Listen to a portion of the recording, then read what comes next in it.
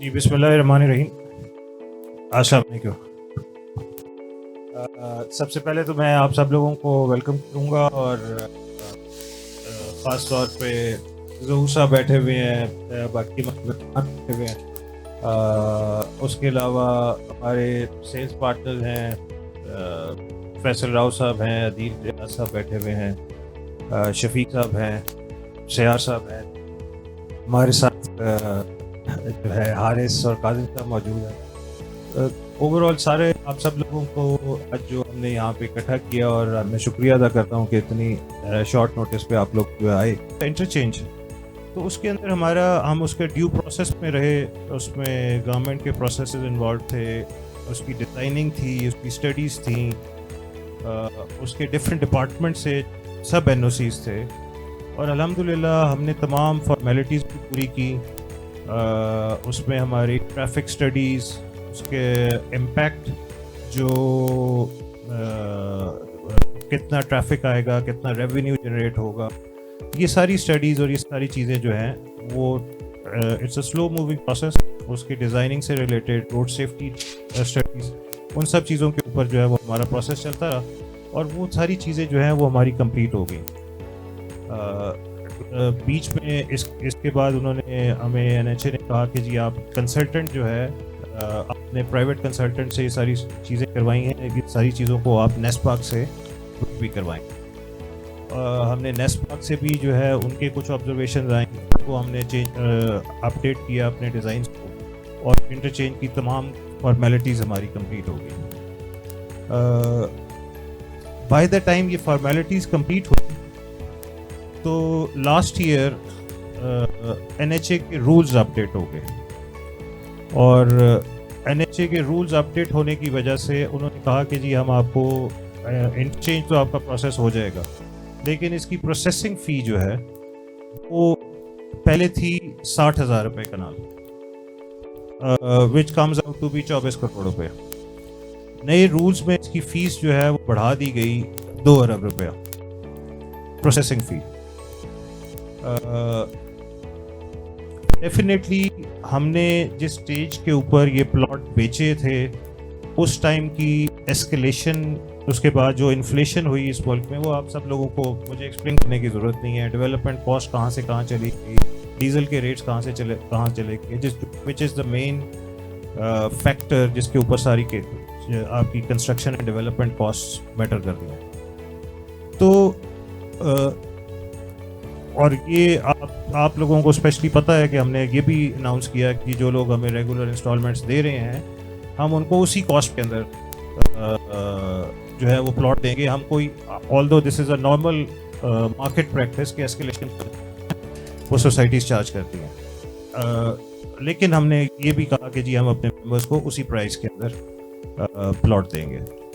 तो ये एक इम्पैक्ट ऐसा था कि अगर अब 2 अरब रुपए जो हैं वो हमें अपने, डेफिनेटली अगर हमें इंक्रीज कॉस्ट के ऊपर जाना पड़ता है, तो ये इम्पैक्ट भी मेंबर्स के ऊपर आता है। तो उस चीज़ को मद्देनज़र रखते हुए हमें ये एडवाइस किया गया कि क्योंकि हमारी फीसेस ऑलरेडी पेड थी, और हमने तमाम कोडल फॉर्मेलिटीज़ पूरी कर ली थी, तो कोई भी नया कानून या रूल जो है वो शायद रेट्रोस्पेक्टिव एस्पेक्ट में नहीं हो सकता, जिनकी फॉर्मेलिटीज़ पहले पूरी की जा चुकी हैं। तो हमें ये एडवाइस किया गया कि this is a very open and short case, और आप जो है इसमें कोर्ट से अगर डिसीजन आ जाता है तो NHA will also be bound to implement and give us the interchange of previous rates. हमारे पास एक ऑप्शन ये थी कि हम उनको नए रेट्स के ऊपर एक्सेप्ट कर लेते, और उसका इम्पैक्ट जो है वो मेंबर्स के ऊपर ट्रांसफ़र करते। तो मैंने अपनी तरफ से अपनी एक एफर्ट में, इस नीयत में कि कोशिश करें कि जहाँ पे अगर ये एक चीज़ हमारी बच सकती है और हमने सारी फॉर्मेलिटीज़ पूरी की हुई हैं, तो उस सिलसिले में हमने जो है वो कोर्ट को मूव किया, और what ever way the court decides, उसमें हम अगर वो ये कहते हैं कि नहीं इट इज़, क्योंकि मुझे ये लीगल एडवाइस दी गई है कि ये हमारे ऊपर रेट्रोस्पेक्टिव एस्पेक्ट में ये इम्प्लीमेंट नहीं हो सका, तो वो सिर्फ मेरी बचत नहीं है, वो आप सब लोगों के ऊपर भी उसका कॉस्ट इफेक्ट फिर नहीं ट्रांसफ़र होगा। तो दैट वाज समथिंग जो कि मैंने अपने तौर पे मेंबर्स के लिए जो है वो कोशिश की है। एंड आई थिंक मेरा ख्याल है कि ये विद इन 2 to 3 मंथ्स जो है ये इंटरचेंज का भी डिसाइड हो जाएगा। और आप सब लोग इस चीज़ को ज़रूर समझते होंगे, मुझे बहुत सारे लोग जो हैं वो इस सी पैक के ऊपर डाउन साइड के ऊपर आपका मियाँ वाली DI खान उस एरिया के बहुत सारे लोगों ने अप्रोच किया कि जिस दिन आपका इंटरचेंज का ये ओपनिंग होती है तो हमने यहाँ पे लाजमी आना है, अच्छा जी को ज़रूर दीजिए। तो ये सिर्फ आप लोगों की अंडरस्टैंडिंग के लिए है कि दिस इज़ इंशाल्लाह इंटरचेंज भी आना है। इसके अलावा आप लोगों से मेरी जब लास्ट मुलाकात हुई थी 22 दिसंबर को, तो आप लोगों के मुझे याद है ज़हूर साहब ने कहा था कि जी कम से कम रोड की आप सब ग्रेड तैयार कर दें और ऐसी जगह पे हमें ले आएँ। तो ज़हूर साहब मेरा ख्याल है कि हमने अपनी तरफ से कोशिश की कि उससे ज़्यादा बेहतर पोजीशन के अंदर जो है जो लेके आएँ और उसमें जो भी मेंबरान को जो हमारे पास साथ रेगुलर चल रहे थे और उनको हमने यहाँ पे शिफ्ट भी किया। फिर आपकी कुछ लोगों की जो कि बैलेट नहीं हुआ था, हमने बैलेट में भी लोगों को यहीं पे बैलेट किया, जो कि आपका ये सेकेंड राउंड अबाउट का सराउंडिंग एरिया आ रहा है जहाँ पे डेवलपमेंट शुरू है और उसको हम इंशाल्लाह जल्दी कंप्लीट करना चाहते हैं। तो ये भी आप लोगों की तरफ से जो रिक्वेस्ट आई थी उसको भी हमने कैटर फॉर किया। उसमें आपने स्पेशली हमने उसमें भी फैसिलिटेट किया कि आप एक्स्ट्रा चार्जेस जो हैं या उसमें पोजेशन चार्जेस अभी ना दें और इवन 60% जिन लोगों ने पे किया हुआ था उन लोगों को भी हमने फैसिलिटेट किया बैलेट के अंदर। मैं ज़ाती तौर पे ये चाहता हूँ कि आप लोग हमारे बाजू हैं। आप लोगों ने जितना यहाँ पे जल्दी रिहाई शुरू होगी, जितना यहाँ पे जल्दी आबादी शुरू होगी, जितना जल्दी यहाँ पे कमर्शियल एक्टिविटी शुरू होगी, इट विल बी बेनिफिशियल। मुझे पता है कि आप में से बहुत सारे लोग जो हैं जो सैलरी क्लास है, बहुत सारे लोग जो हैं वो बहुत हैवी प्राइसेस या हैवी चार्जेस अफोर्ड नहीं कर सकते। तो हमने अब तक जहाँ तक मैक्सिमम आप सपोर्ट कर सकते हैं हमने वहाँ तक सपोर्ट करने की कोशिश की है। और इसके अलावा जनरल ब्लॉक के वो तमाम मेंबर्स जो कि हमें रेगुलर इंस्टॉलमेंट्स पे कर रहे थे, हमने उनको भी यहाँ पे मूव किया। फिर आपको पता है कि बैलेट में जो है वो एक क्वांटिटी रखी जाती है, उसमें से कुछ लोग जो रह गए थे उनको भी हमने फैसिलिटेट किया और उनको भी रेगुलर शाहीन साहब जो हैं वो शिफ्ट करते रहे हैं।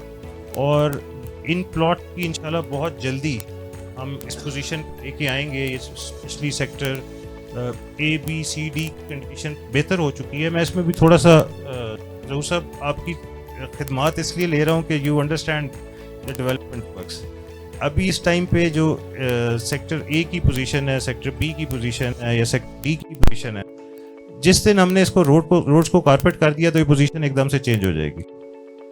ठीक है, हम रोड्स को इस पोजीशन पे ला चुके हैं, लेकिन जब सब कंस्ट्रक्शन डेवलपमेंट वर्क्स चल रहे होते हैं तो वो कारपेटिंग और चीज़ें इफेक्ट होती हैं। तो नॉर्मली कोशिश की जाती है जैसे घर बनाते हुए पेंट का आखिरी कोट जो है ना वो रोक लिया जाता है कि बाकी सारे कामों के बाद करेंगे। तो इसी तरह से ये जो है ये जो रोड कारपेटिंग और उसके अलावा जो इसकी road markings and road signage वगैरह जो चीज़ होती है, मैं अक्सर ये कहता हूँ कि जी ये मेकअप है, उस मेकअप से खूबसूरती आती है। तो ये आखिर में किया जाता है और हम अल्हम्दुलिल्लाह इस पोजीशन पे आ चुके हैं अब उन लिमिटेड रिसोर्सेज के अंदर कि हम इनको जिस दिन हमने कारपेटिंग की तो इसकी एकदम से सिचुएशन चेंज हो जाएगी। तो हम जो लोग जनरल ब्लॉक में भी रेगुलर इंस्टॉलमेंट्स पे कर रहे थे उनको भी हमने मूव कर दिया है सेक्टर EFGH के अंदर और उनको हम रेगुलरली फैसिलिटेट कर रहे हैं। ईद के बाद हमारे कुछ प्लान्स हैं, हम बड़ी स्पीडीली जो है डेवलपमेंट मज़ीद इंक्रीज़ करना चाहते हैं। आपको पता है कि कल ऑफिशियल लास्ट वर्किंग डे था या मंडे तक कुछ ऑफिसेज ऑन हैं,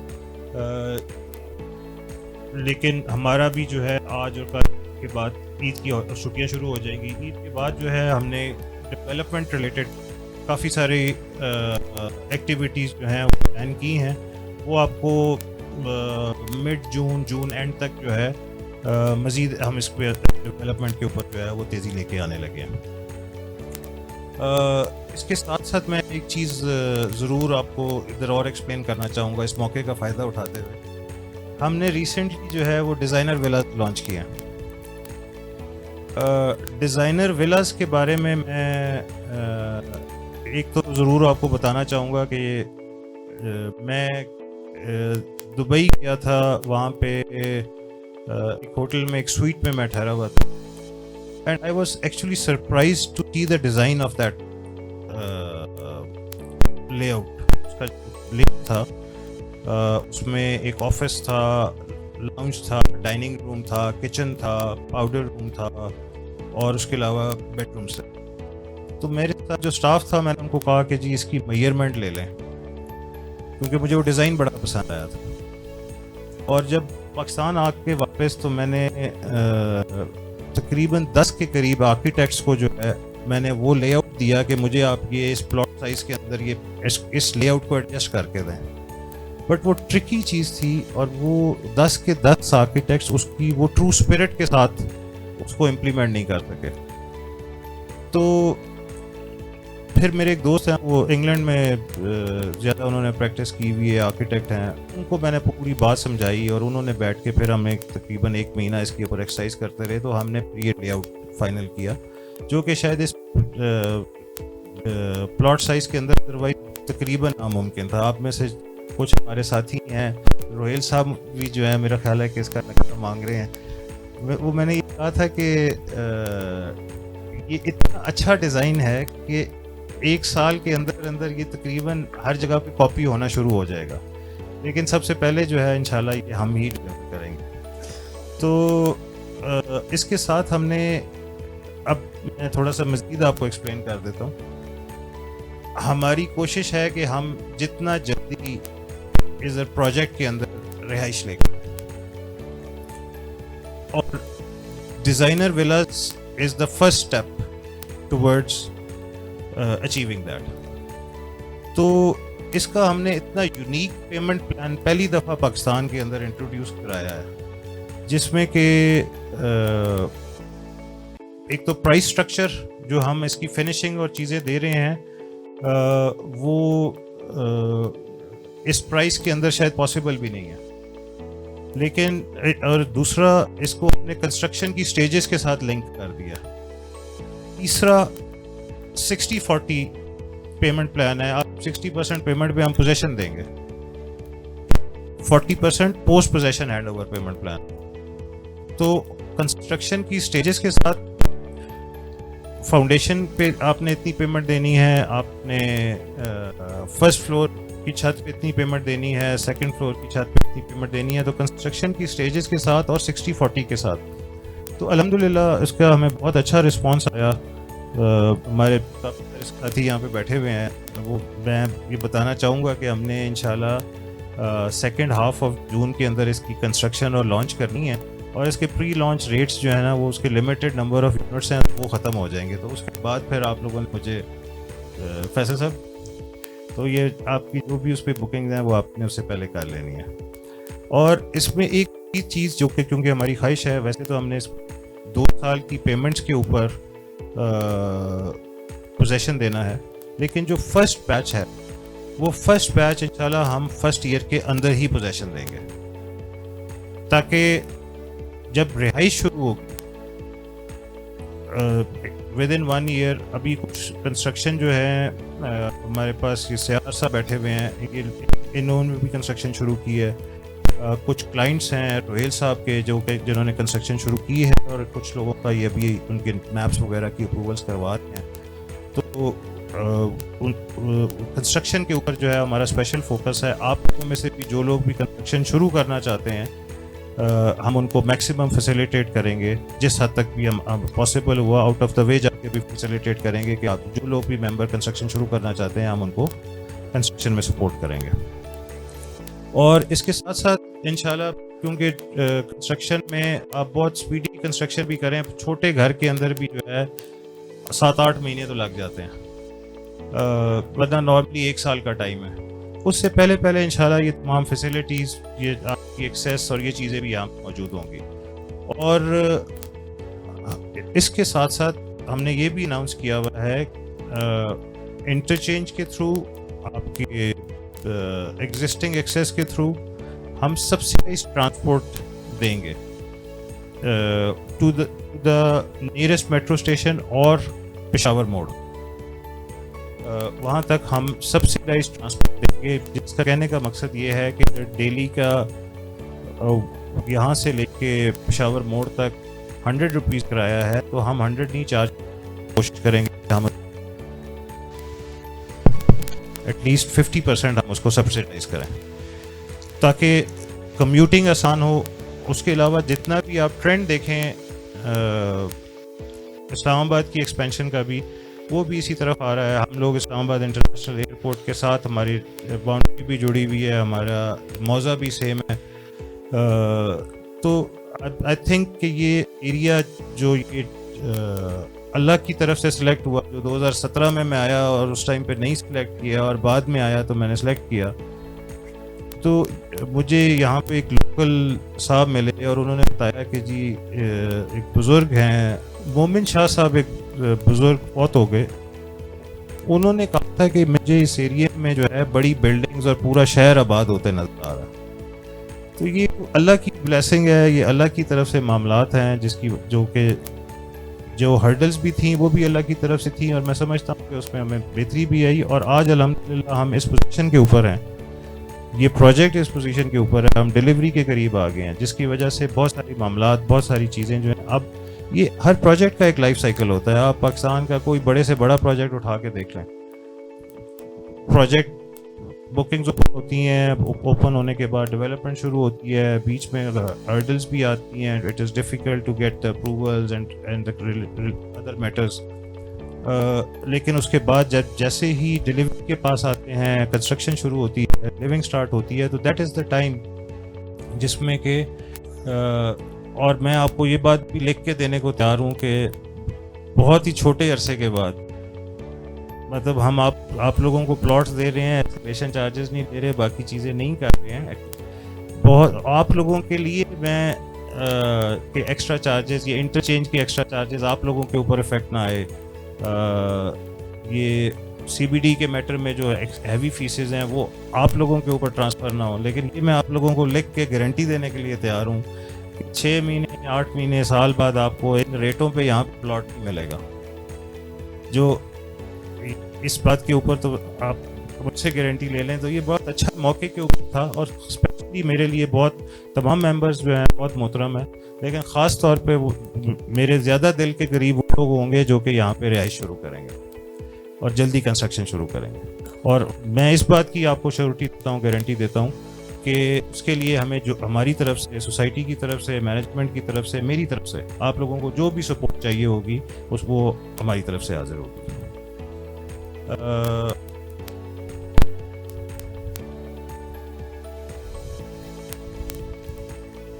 इसके अलावा आप लोगों की तरफ से जो है कोई अगर आज अच्छा मौका है, जुमे का दिन भी है, तो आप लोगों की तरफ से कोई सवाल है, कोई चीज़ आप लोग पूछना चाहते हैं तो प्लीज़। सेक्टर ई, उसके ऊपर तो मेरे देखने में अभी अर्थवर्क जो है, still it will take minimum 3 month, हमें कोई इशू भी नहीं। ये काम ही ऐसा होता है, ये प्रोसेस है सिविल इंजीनियरिंग। पीछे रह जाएगा फिर बी या FG। मेरे हिसाब से यू आर लकी कि F और G साइट के ऊपर एज सच वैसा नहीं है अर्थ जैसे ई, वो इजी है। वो जब आप इधर से करेंगे, इसकी फॉर्मेशन ऊपर कुछ शेप बनेगी A, D और बबलों की, तो इसको भी 4 चांद लगेंगे। हम लोग भी मुतमईन होंगे और हम लोग आपकी माजी की जितनी भी कमिटमेंट्स हैं वो चाहे तूफान की वजह से, गवर्नमेंट की वजह से, किसी भी वजह से नहीं हो पाई, हम भूल जाएंगे उनको। मैं बल्कि रिक्वेस्ट करूंगा इन लोगों से, ये जो एंड यूजर आज आए हुए हैं, यू आर लकी कि आज वो लोग यहाँ आए जो एंड यूजर हैं, जो प्लाट लेना चाहते हैं, जो नैब में नहीं जाना चाहते। और अगर इनमें से कल कोई नैब में मूव किया तो जिंदगी के किसी न किसी रोड पे मिल ही जाएंगे, हम भी इनको गिला देंगे। अब लड़ाई झगड़ा तो नहीं करते। तो मोटी सी बात ये, मैं ना एंट्रेंस की बात फिल करूंगा ना किसी और चीज की करूंगा। मेरा फोकस इन तीन के ऊपर है कि इसकी कुछ शक्ल बने और ये बन सकती है। ए डी क्या इसमें एक्टिविटीज है, मैं एक्सप्लेन कर देता हूँ अपने हिसाब से। ए सेक्टर में सीवरेज आपने स्टार्ट कर दी, भले 60% हो गई हो, 70% हो। आज गर्मी थी इसलिए मैं दूसरे हार्ट पे 2009 में मेरी ओपन हार्ट थी और 26, पता नहीं मैं सर्वाइव कैसे, अल्लाह की वजह से। वरना मेरा मुफ्त था कि मैं सीवरेज की लाइनों को चेक कर कि वो 17 नंबर गली तक तो आ गई हैं। मुझे 2A, 11A, 12, 13, 17, 18, 19 ए सेक्टर की गलियां याद। मुझे वो बकरियों वाला कोठा भी याद। अभी एक वो हट रह गया है, चले अभी वो लोग घर बना रहे हैं, कुछ लोग रह रहे हैं डेजर्ट, तो 7-2 घर बन रहे हैं सेक्टर ए में 14 नंबर गली के फेस पे। 14 ही है मेरा ख्याल, शाहिद साहब को पता होगा, मुझे तो ज़बानी याद। तो इनकी तरह बेस डलवाएं, सीवरेज कंप्लीट करवाएं, वो लाइनें मेकअप के तो मैं हूं ही खिलाफ, वो एंड पे कंस्ट्रक्शन, बेस, सीवरेज और ये दूसरी ट्रीटमेंट जो है, या कोई अंडरग्राउंड सर्विसेज, वाटर। अब पता नहीं आपके प्लान में आपके प्लानिंग इंजीनियर ने क्या डिसाइड किया है। यहाँ रोड के ऊपर सरफेस ड्रेनेज वाटर जो होता है, स्टॉर्म वाटर होता है, उसका क्या आइडिया है। तो कोई लोग नालियां बना देते हैं। हमारे D sector D18 engineering society में 60 बाई 90 का कनाल का प्लाट है, उसके आगे वो उन्होंने 2 फुट के नाले बनाए हुए। That is stupid. पार्क है पुरानी इंजीनियरिंग सोसाइटी, वो क्या है, ये चीजें है ना, ये अगर आप लोग जून जुलाई के एंड तक हमें इन 3 सेक्टर में दे दें, मैं समझता हूँ कि चेयरमैन चौधरी जुनेद अफजाल की ये बहुत बड़ी अचीवमेंट है।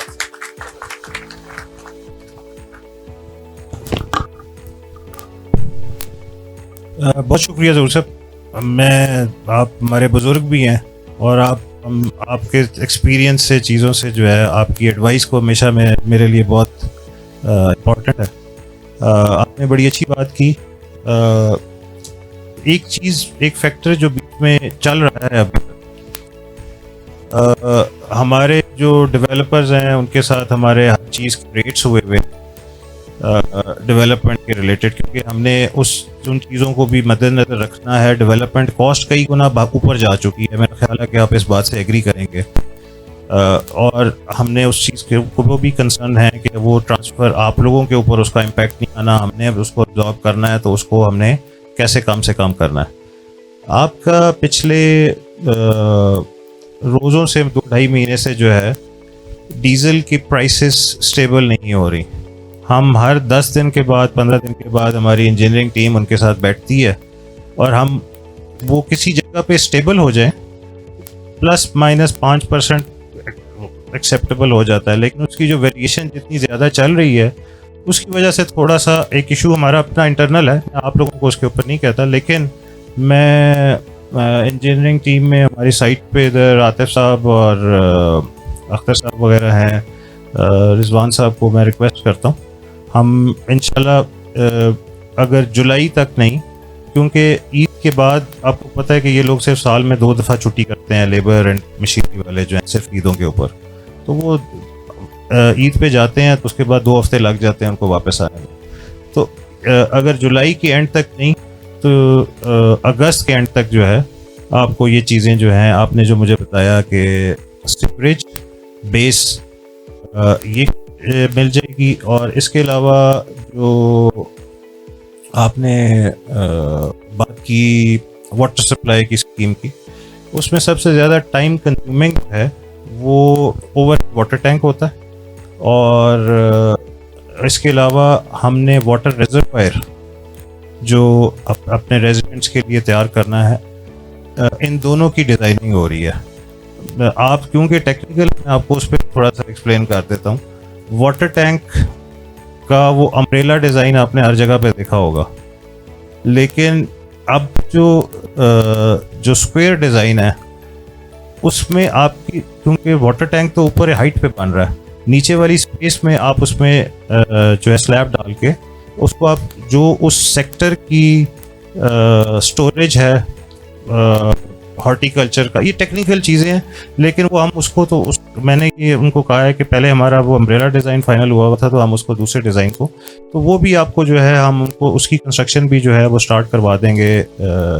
जो ओवरहेड वाटर टैंक की है, लेक, एक वाटर रिजर्वायर जो है वो हम डिज़ाइन करवा रहे हैं। आपने देखा होगा कि ई ब्लॉक में जो है एक लेक डिज़ाइन भी हुई है। प्लस इधर ये बड़ा इंटरेस्टिंग एरिया है। आपने आगे सप्याला डैम देखा होगा, तो सप्याला डैम के ऊपर जो है वो तख्ती लगी हुई है। अगर वो आप सीढ़ियों पे हाइट पे ऊपर जाएं तो गवर्नर मशरकी पाकिस्तान, गवर्नर जनरल मशरकी पाकिस्तान। तो मैं बड़ा हैरान हुआ कि ये आज डेवलप्ड एरियाज के अंदर वाटर सप्लाई की स्कीम नहीं है और वहाँ पे स्कीम लगी हुई है, और गांव के अंदर ओवरहेड वाटर टैंक बने हुए हैं, डैम भी बना हुआ है, पानी की लाइनें भी डली हुई हैं। तो मैंने पूछा इधर जो है, तो उन्होंने बताया कि जनरल अयूब के एक एडीसी थे, तो जन साहब उनसे किसी बात पे खुश थे, तो उन्होंने पूछा कि जी आपके लिए मैं क्या कर सकता हूँ। तो उन्होंने कहा कि जी मेरे एरिया में पानी का प्रॉब्लम आ रहा है, तो आप वहाँ पे पानी की उसका कोई हल करके दें। तो that is also part of our project. Sapyala dam का एरिया जो है हमने वहाँ तक सारी बाइंग की हुई है, उसके लिए भी हम गवर्नमेंट से डिस्कस कर रहे हैं कि if a project is meant and build for this purpose for water supply scheme, तो उधर से हमें भी है वो हम अपने रेजिडेंट्स को से भी सप्लाई की बात कर सकें। लेकिन ये फिर अगेन क्योंकि टेक्निकल आपने थोड़ी सी बातें की, तो मैंने कहा कि मैं आपको तो उस सारे एस्पेक्ट के ऊपर वी आर वर्किंग। ये भी जो मैं आपको डॉक्यूमेंट्स वगैरह दे रहा हूँ, क्योंकि ये सारी हमारी जिम्मेदारी है। ये जिम्मेदारी जो है हमने पूरी करनी है। आपको एक ट्रांसपेरेंट एंड यूज़र सर्विस मिल रही है। एक चीज़ मैं आपको और आज क्योंकि बहुत सारी बातें हो रही हैं, तो एक चीज़ आपको और भी बताता हूँ। जब हमने ये प्रोजेक्ट डिज़ाइन कर रहे थे, तो हमारे साथ कुछ कंसल्टेंट्स थे, कुछ हमारी इंटरनल टीम थी, उनके ज़िम्मे मैंने ये ड्यूटी लगाई कि मुझे वो यूनिक फीचर्स, वो यूनिक सर्विसेज बताएं यहाँ के रिहायशियों को। तो उसको उस यूनिक सर्विसेज की वजह से यहाँ के रिहायशी जो हैं वो सबसे ज़्यादा मुतमिन, खुश हों, कोई ऐसी सर्विसेज को आप आइडेंटिफाई करके दें। उन्होंने काफ़ी रिसर्च की,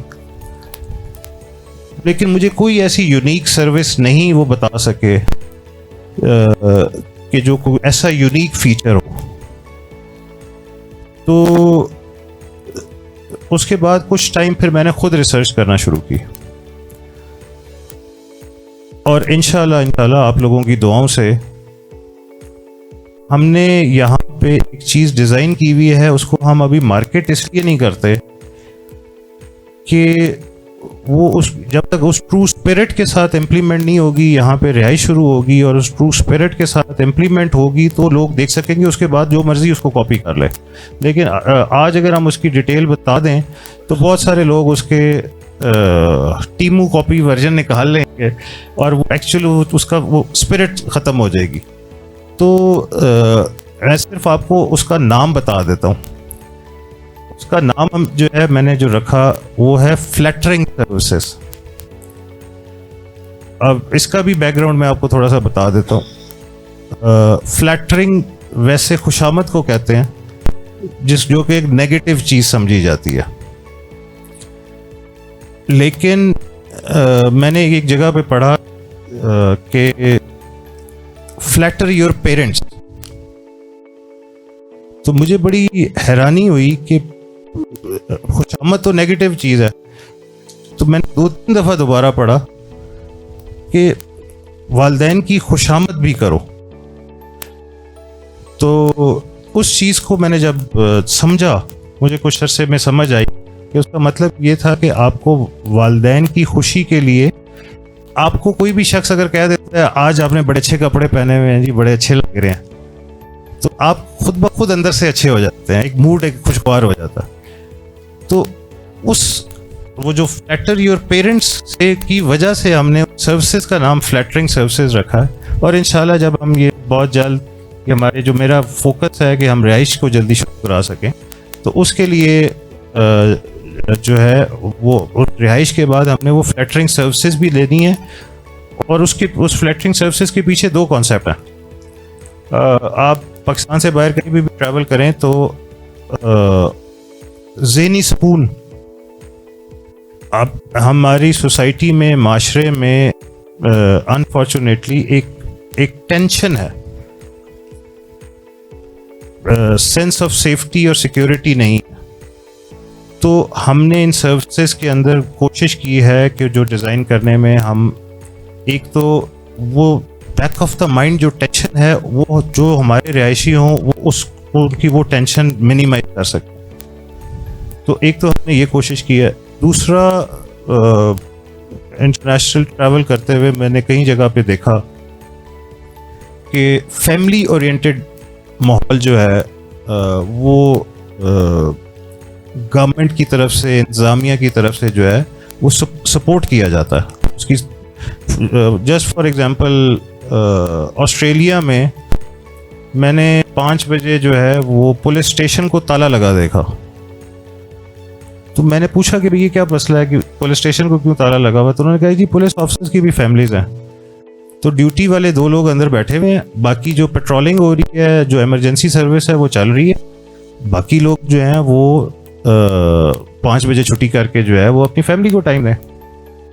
तो हमने इन सर्विसेज के अंदर कुछ ऐसी चीज़ें भी रखी हुई हैं जिसमें कि हम उस फैमिली ओरिएंटेशन, एक माहौल को, एक कम्युनिटी बिल्डिंग को जो है वो सपोर्ट कर सके। इस आज मैं आपको सिर्फ इतनी डिटेल बताऊंगा, मजीद नहीं, वरना इसके टीमू वर्जन आ जाएंगे। सर एक बाकियों को भी मौका दें, फिर मैं उसके बाद आपके साथ मजीद भी बात करता हूँ। कोई और? जी, अस्सलाम वालेकुम, this is Ahmad Bhutto from Grace marketing. Sir एक क्वेश्चन सिर्फ ये पूछना था, बाकी चीज़ें तो आपने एक्सप्लेन कर दी हैं। कुछ कस्टमर्स ऐसे हैं जिनकी पेमेंट 100% हो चुकी है, ठीक है, मतलब 100% का मतलब ये है कि 20 लाख रुपए जनरल ब्लॉक में उन्होंने पे कर दिए, लेकिन उनका नाम बैलेंस के अंदर नहीं आया। तो वो बहुत सारी जगहों पे अनॉयड होते हैं कि जी हमारी पेमेंट कंप्लीट है, बाकी 60% या 70% वालों को प्लॉट मिल गया है, लेकिन हमें नहीं मिल सका। तो उसके हवाले से थोड़ा सा गाइड कर दें कि उसके हवाले से आपका क्या प्लान है। जी थैंक यू भट्टू साहब। सर मैं 2-3 चीज़ें इसमें आपको बताना चाहता हूँ। नंबर 1 ये कि आज तक कंपनी ने जो 20% पोजेशन चार्जेस हैं वो कॉल नहीं किए। आप नॉर्मल प्रैक्टिस है, किसी सोसाइटी में प्लॉट लेने चाहते हैं, आप डाउन पेमेंट और किस्तों पे भी ले सकते हैं, आप सारी अपफ्रंट पेमेंट दे के पहले भी ले सकते हैं। तो अगर आपने पहले किसी ने पैसे दिए हैं तो मोस्ट ज़्यादा चांसेस ये हैं कि उन्होंने हमारी कोई डिस्काउंट्स वगैरह का फ़ायदा लेने के लिए जल्दी पेमेंट्स दी होंगी। अगर कोई 4 साल की किस्तों का अपफ्रंट पेमेंट दे के प्लॉट ले लेता है तो उसको मिलता 4 साल बाद ही है, उसको पहले नहीं मिलता। तो एक तो ये डिफरेंस है। दूसरा ये कि हमने अपनी तरफ से कोशिश की है कि हम ऐसे मैक्सिमम लोगों को फैसिलिटेट कर दें। अगर इसमें कुछ ऐसे लोग जो रह गए हैं, हम उनको हमने बैलेट के बाद भी फैसिलिटेट किया। मेरा ख्याल है कि 80-90% ऐसे लोग फैसिलिटेट हो चुके हैं हमारे पास, जहाँ पे गुंजाइश थी हमने उनको दिए हैं। अगर उसके अलावा मज़ीद भी कोई ऐसे लोग, कोई आपके राब्ते में, आप लोग को कमेटी आपकी मेम्बरान की चल रही है तो आप उनको हमें रेफ़र करें, हम आपको मैंने एक चीज़ नोट की है कि मेंबर्स का हमारे साथ राब्ता कम है। हमारी नीयत कोशिश जो है वो उसमें कोई, मैं समझता हूँ कि 1% भी कमी नहीं है, लेकिन वो चीज़ प्रॉपरली कम्युनिकेटेड नहीं है मेंबर्स के साथ। हमने कोशिश की है, उसमें मुख्तलिफ रीज़न्स हैं। कुछ लोगों की जिनके थ्रू बुकिंग्स हुई थी वो चाहते थे कि उन्हीं के साथ ही उनका राब्ता रहे, तो उसमें हमने कोशिश तो की है कि हमारा राब्ता जो है मैक्सिमम हो, लेकिन तमाम मेंबरान से मैं जो है आप लोगों के तवज्जो से ये रिक्वेस्ट करूँगा कि ज़रूर राब्ता करें, ज़रूर कस्टमर केयर से कंप्लीट डिटेल्स लें। मैंने हमारे जो ऑफिस की टीम्स हैं उनके साथ खुद मैं रेगुलर मिलता हूँ, ताकि जो हम चाहते हैं, जो हम कर रहे हैं, जो करना चाहते हैं, वो मैक्सिमम कम्युनिकेट हो, लोगों को पता चले कि हम इसमें उनके लिए क्या क्या कोशिश कर रहे हैं। ये जो मैं अभी आपको बातें बता रहा था इंटरचेंज की और CBT की और ये सारी, और उसमें भी मेरा फोकस सिर्फ वो तमाम मेंबरान हैं जो कि हमारे साथ ट्रस्ट के साथ चले हैं, चलते आ रहे हैं और इंशाल्लाह यहाँ पे रिहाइश पजीर होंगे। तो मैं अपने तौर पे इंतज़ामिया की साइड से हम तो हर लिहाज से उनके लिए सोचने की कोशिश करते हैं। तो वो कम्युनिकेशन गैप जो है वो थोड़ा सा उसको कम करने की ज़रूरत है। उनको भी आप उसमें आप शाहीन साहब से रब्ता कराएं, जिनको हम फैसिलिटेट कर सकेंगे मैक्सिमम। अभी नहीं कर सकेंगे तो टाइम बता देंगे, कितने टाइम बाद आपको फैसिलिटेट कर दें। और कोई क्वेश्चन? जी अस्सलाम वालेकुम जी, काजिम अली फ्रॉम स्टेटमेंट। अच्छा सर, इस तरह है कि जैसे थोड़ी देर पहले आपने जिक्र किया कि हमारी कोशिश है कंपनी की कि वो जितना जल्दी हो सके आबादकारी वाली साइट पे मूव करें। तो जैसे डिफरेंट सोसाइटीज़ हैं वो अकोमोडेट करती हैं, अपना फैसिलिटेट करती हैं अपने एंड यूजर्स को, आजकल स्कीम्स वगैरह निकाल रहे हैं आबादकारी के लिए। तो क्या नोवा भी कुछ सोच रही है अपने एंड यूजर्स को कुछ ऐसी स्कीम्स देने के जिसमें कंस्ट्रक्शन में उन्हें फैसिलिटेट किया जा सके, या कुछ ऐसी चीज़ें जिस पे आबादकारी जल्द से जल्द हो? तो मेरा ये छोटा सा सवाल। जी, मैंने इसके लिए ऑलरेडी जो है वो बता दिया है। हम उसका ऑफर भी ईद के बाद लॉन्च कर रहे हैं। जो मेंबर्स जो हैं हमारे साथ जो जल्दी कंस्ट्रक्शन शुरू करना चाहते हैं, उनको जिस तरह से बाकी लोगों ने ऑफ़र दिए हैं हम उनको भी फैसिलिटेट करेंगे हमारे लिए, बल्कि उनसे बढ़ के फैसिलिटेट करेंगे। हमारे लिए खुशी की बात है। मैं तो चाहता हूँ कि जितना जल्द अज जल्द हो सके। तो मैं आपको छोटी सी मिसाल देता हूँ। रोहेल साहब जो हैं, इन्होंने प्लाज़ा बनाया था। रोहेल साहब जो हैं ये आगे थे। हमारा डिज़ाइन सेक्शन जो है इनके पीछे था कि ड्राइंग्स दें, हम आपका नक्शा जो है वो डिपार्टमेंट अप्रूव करा के दें। ये जितनी कंस्ट्रक्शंस हुई हुई हैं ये सारी अप्रूव्ड कंस्ट्रक्शंस हुई हुई हैं। तो हमारी तो ये कोशिश है, उसमें बीच में अगर कहीं पे कोई कमी है, कहीं पे कोई मज़ीद इम्प्रूवमेंट की गुंजाइश है, तो आप लोगों के साथ रेगुलर हमारी मुलाकात जो है वो होती है, टीम की मुलाकात होती है। आप जो आप सजेशन देंगे इंशाल्लाह हम उसको इम्प्रूव करेंगे।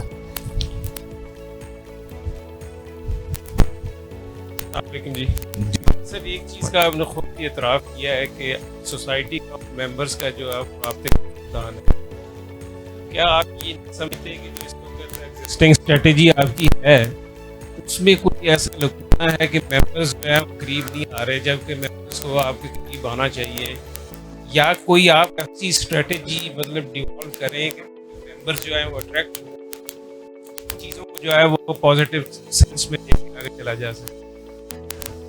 Sir thank you. बल्कि ज़हूर साहब की भी बात एक बीच में रह गई थी, मुझे अभी याद आ गई आपकी बात। सर देखें, मैं ना दो चीज़ों के ऊपर हमारे पास मेंबर्स से रब्ता करने के दो ज़रिए हैं, एक टेलीफोन नंबर और एक एड्रेस। हमने कोशिश ये की है अब पिछले 1-1.5 साल से कि हमें बहुत सारे मेंबर्स के कॉन्टैक्ट नंबर्स हमारे पास ठीक नहीं थे। हमने काफ़ी डेटाबेस अपडेट किया है, हमने ख़त भी लिखे लोगों को, एड्रेसेस पे भी जो लोग अप्रोच कर रहे थे। इसमें शायद थोड़ा सा जो गैप है, शायद लोग अपने सोशल रिस्पॉन्सिबिलिटीज़ के अंदर इतने मसरूफ़ हैं कि वो बहुत सारे लोग जो हैं, मैं मिसाल देता हूँ आपको कि हमने कुछ फाइल्स कैंसिल की हैं, हम उनको रिपीटेडली लिख रहे हैं, रिपीटेडली अप्रोच कर रहे हैं। अब एक बंदे ने अगर 20% डाउन पेमेंट थी और मुड़ के उसके बाद कोई पैसे ही कोई नहीं दिए, उसकी वजह से हमारा प्लान तो तमाम मेंबर्स को फैसिलिटेट करने का था, लेकिन वो नहीं दे, उन्होंने नहीं दिए। वो अपनी जो इन्फ्लेशन, मजबूरियां, जो भी मसाइल थे, तो हम उनको नोटिस भी दिए, कॉल्स भी की, हर तरह से कोशिश करके इतने साल तक उनको ऑफर्स कर देते रहे, लेकिन वो नहीं दे सके। तो हमने उनकी फाइल्स कैंसिल की हैं। बहुत सारे लोगों ने उसके बावजूद भी हमसे रब्ता नहीं किया, तो वो अपने कुछ मसाइल में होंगे, या हो सकता है कि वो कोई ऐसी इंतज़ार में हो कि जैसे ही हमारा ये जो इंटरचेंज का CBD और बाकी मामलात होते हैं, तो फिर वो शायद कोई मुझे कहीं सी तरफ से अप्रोच करा के कोशिश करके कि जी उनकी कोई बहाल करने की कोशिश की जाए। शायद इस वजह से हो, मतलब मुझे नहीं समझ आती कि हमने तो हर तरह से उसको जो है उनसे रब्ता करने की कोशिश की है। और दूसरा ये कि हम आज आपस में बैठे फ्रैंकली बात कर रहे हैं, वो जो मैंने आपसे नीयत वाली बात की थी ना, मैं उसकी ज़्यादा डिटेल में नहीं जाता, बट कुछ ऐसे अनासर मौजूद हैं जो कि कॉन्स्टेंटली कोशिश कर रहे हैं हमें हमारी नीयत को गलत साबित करने की। तो जब ऐसे अनासर कोई वो बात करते हैं, ये हम सब लोगों के अंदर मसला है कि हम लोग नेगेटिव बात को ज़रा जल्दी सुन लेते हैं, उसके ऊपर तवज्जो जल्दी देते हैं, पॉजिटिव को टीन में समझते हैं। तो शायद वो कुछ ऐसे अनासर की बातों में आए हुए होंगे, वो भी जो है उसको हम जल्दी कर दें। एक ज़रूरी बात जो ज़हूर साहब ने की थी, कुछ चंद मेम्बरान उनकी इदारे की तरफ गए हैं तो बाकी लोग ना जाएं।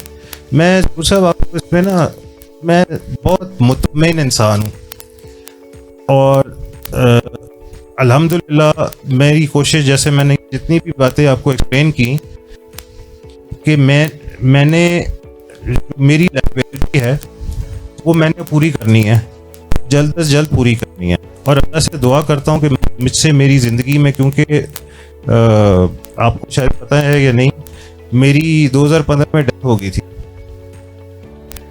और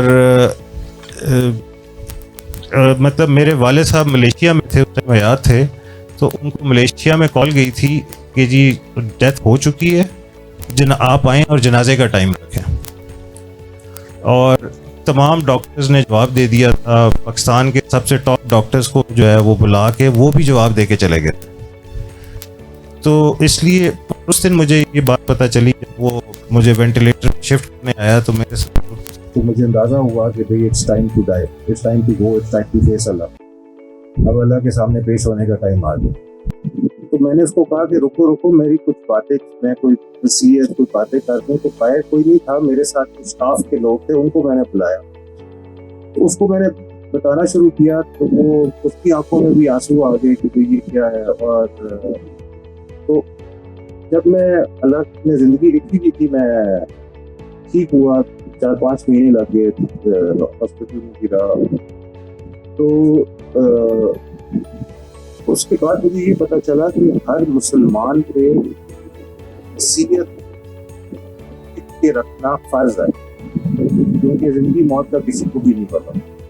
तो वो फिर तो इसलिए मेरी ये भी अल्लाह से मैं दुआ करता हूँ कि ये लाइब्रेरी वाली चीज़ें जो हम पूरी कर रहे हैं। लेकिन कुछ ऐसे अनासर जो हैं जिनको कि मुझे ये पता है कि कुछ लोगों ने मिसगाइड किया। एक एग्जांपल के तौर पर मैं आपको बताता हूँ कि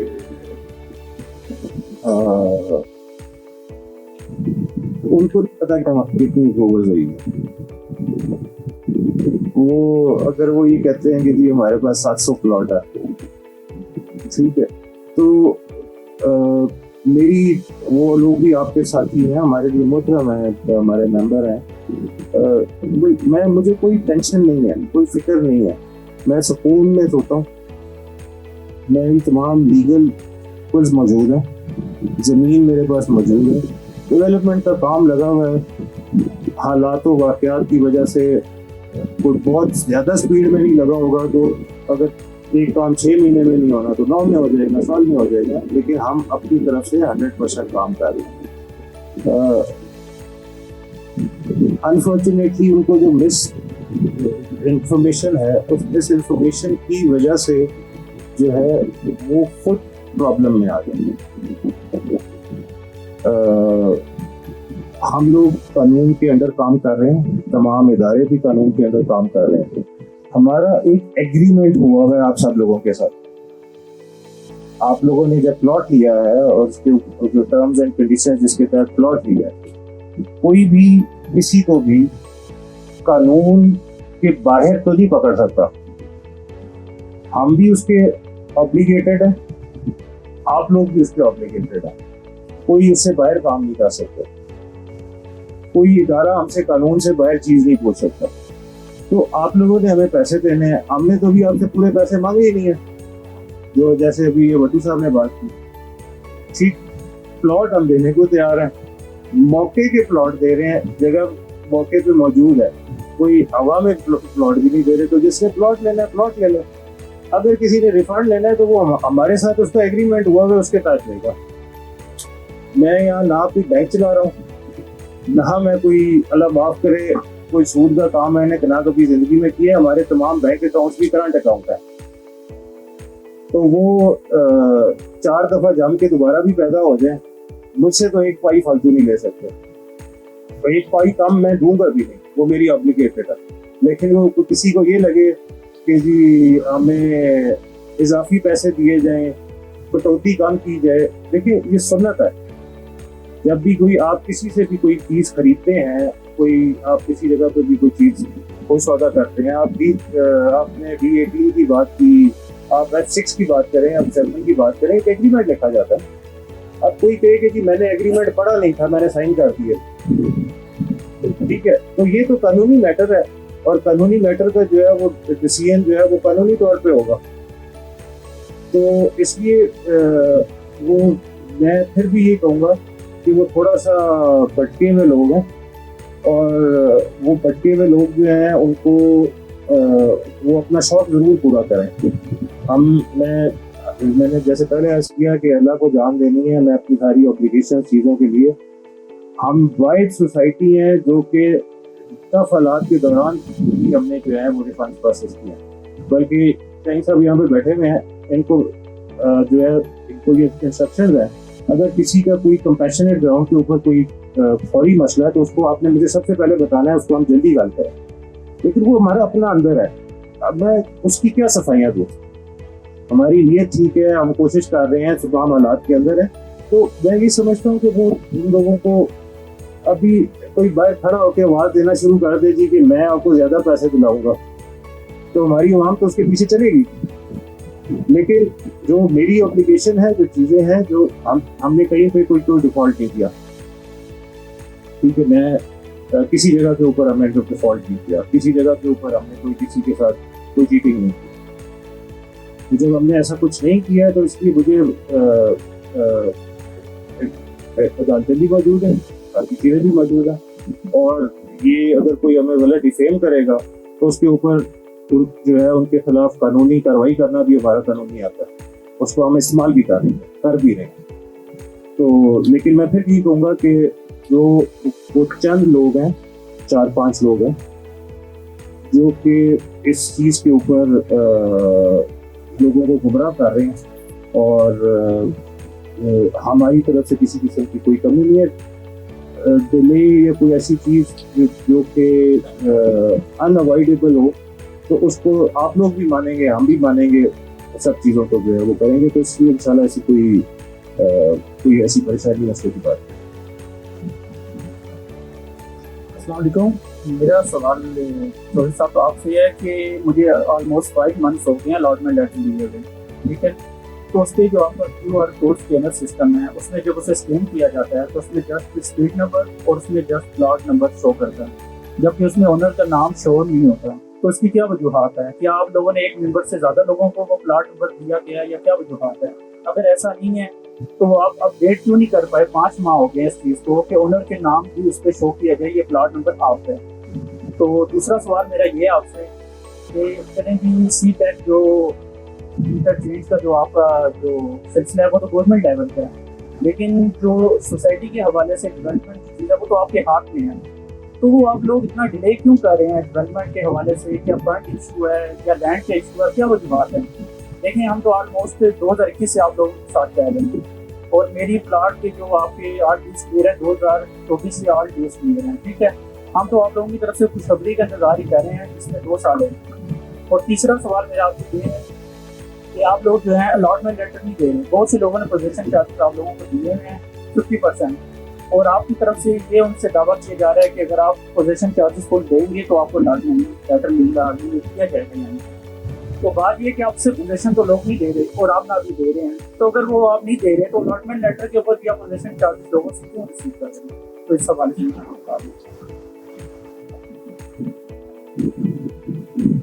आपका नाम, आपका कितने लोगों को प्लॉट है?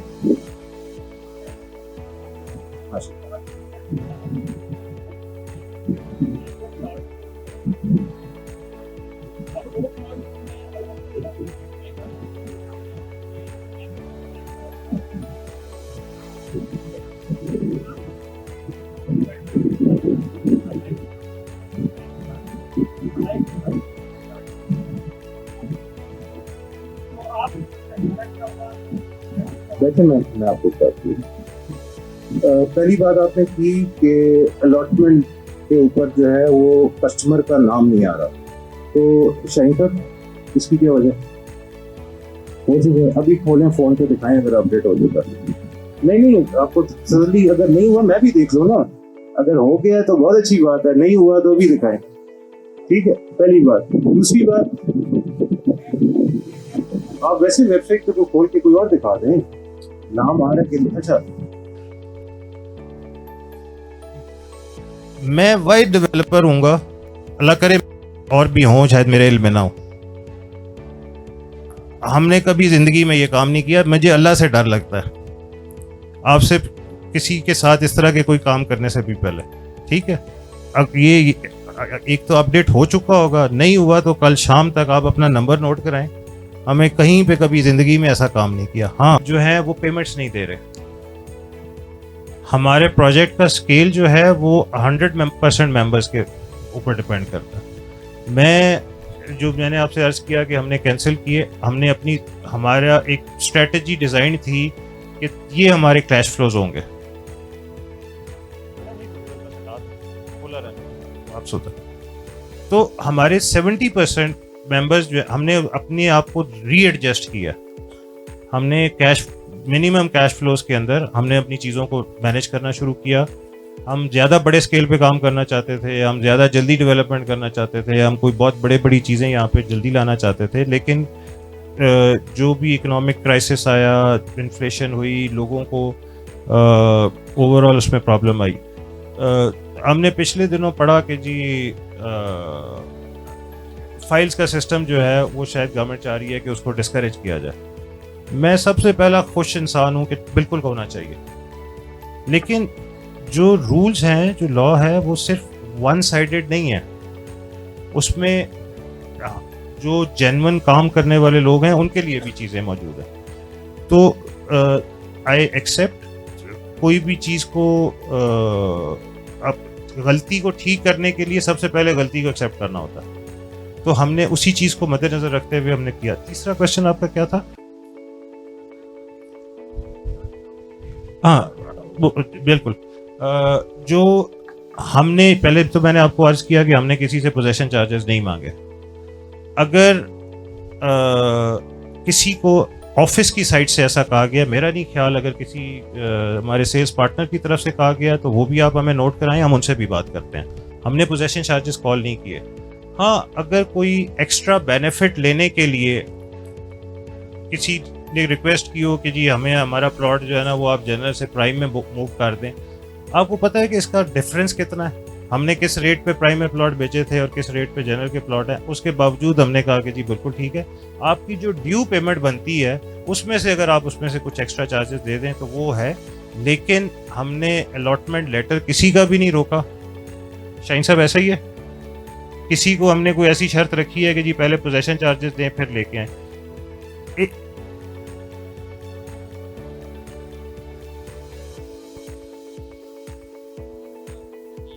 एक मिनट सर, एक मिनट।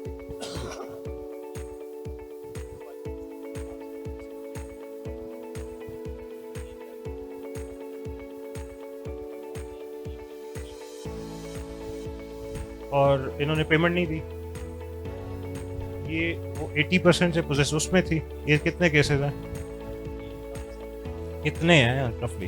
वो टोटल केसेस 100 थे, उसमें से 90 ने दे दी थी, 20 केसेस होंगे। आप दे दें, इनको इशू कर दें। लेकिन इसमें मैं आपको वजाहत भी करता हूँ, आप शायद उस मीटिंग में नहीं थे, आप शायद उस मीटिंग में मौजूद नहीं थे जो हमारे साथ चीज़ें तय हुई थी आप लोगों की तरफ से, कोर कमेटी की तरफ से। जवाद साहब मौजूद थे, आनी साहब मौजूद थे, बाकी लोग मौजूद थे। आप क्योंकि मुझे फेस फैमिलियर नहीं लगा तो शायद आप उस मीटिंग में नहीं जी। तो उसमें हमारी जो चीज़ें डिसाइड हुई थी वो ये हुई थी, जिसमें जहूर साहब ने कहा था कि आप हमें कच्ची रोड की पोजीशन में दे दें और हम इनके पोजेशन चार्जेस देते हैं ताकि आप चीज़ों को स्पीड कर लें। तो वो उसकी वजह से ये था। लेकिन आप लोगों को मैंने बता दिया, आप कल सुबह शाहीन साहब के पास जाके ले लें।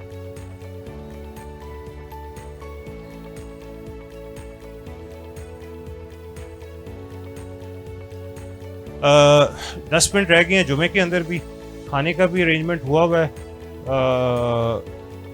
तो इसके बाद अगर कोई हमारी जो भी गपशप हुई, मैं इधर ही हूँ आप लोगों के साथ, जुम्मा पढ़ रहा हूँ और खाना खा रहा हूँ, तो हम उसमें भी मज़ीद डिस्कशन कर लेंगे। इतनी देर में जो है आप लोग वज़ू वगैरह का बंदोबस्त करना है। बहुत शुक्रिया।